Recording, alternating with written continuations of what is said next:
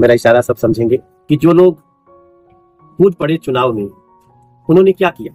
आज वो भी जहां बैठे होंगे, अगर सोचेंगे तो उन्होंने वो वोट कटवा ही बनने का काम था। कल पवन भैया जैसे ही चुनाव हारे, उनके साथ एक बहुत बुरी चीज होने लगी। जी हां, चारों तरफ से पवन सिंह को ऊंट कटवा कहा जाने लगा। और इसी बीच में मनोज तिवारी का भी एक वीडियो काफी तेजी से इस टाइम पे वायरल हो रहा है, जिसमें मनोज तिवारी कुछ लोगों को ऊंट कटवा कहते हुए नजर आ रहे हैं।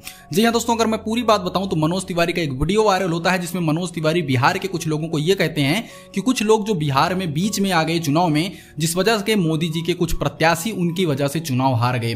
जैसा कि आपको पता होगा कि हमारे बिहार के अंदर एक दो प्रत्याशी निर्दलीय थे, जिसमें से एक प्रत्याशी तो हमारे पवन भैया ही थे, और उनकी वजह से बीजेपी काराकाट में नहीं निकल पाई है। जिस वजह से मनोज तिवारी ने बिना नाम लिए उनका इशारा भी कर दिया, और लोग भी ये बात पूरी तरह से समझ गए कि मनोज तिवारी किसको क्या कहना चाह रहे हैं।